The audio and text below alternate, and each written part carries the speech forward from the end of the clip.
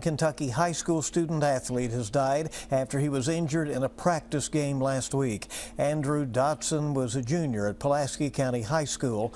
He died today. WKYT's Chad Hedrick is joining us here in studio. And Chad, you've been looking into injuries and deaths related to high school sports. What have you found? Yeah, well, data shows in the last 10 years there have been at least 35 deaths among middle and high school football players directly linked to football. These are traumatic injuries. This does not include cardiac arrests or heat strokes even.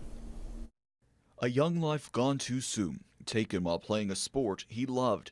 Tributes from teams and coaches around Kentucky poured in Monday as news spread of Andrew Dotson's death. The junior tight end and defensive end at Pulaski County died after he was hurt at a scrimmage game over the weekend. That the kid was participating in what would be a normal football action, and he got tackled and hit his head on the ground. What happened to Dotson is extremely rare, especially in Kentucky.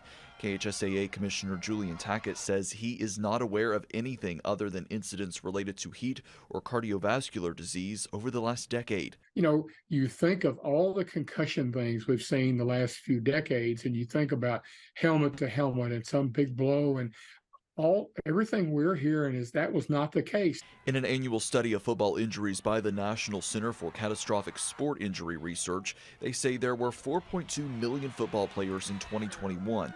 There were just 4 deaths related to traumatic brain injuries, and all were high school students.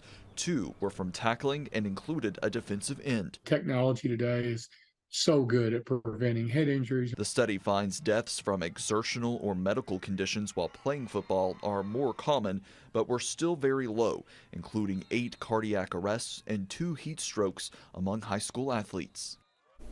And so many tributes coming in tonight. One of them from Kentucky head football coach Mark Stoops. He tweeted his condolences to Andrew's family and his teammates. Both his brother and father replied to the tweet thanking Stoops and also sharing a memory of the 3 of them at the 2021 Florida game when the Cats beat the Gators. They say that is one of their favorite memories together. Amber. Chad, thank you. And funeral arrangements for Andrew have not yet been announced.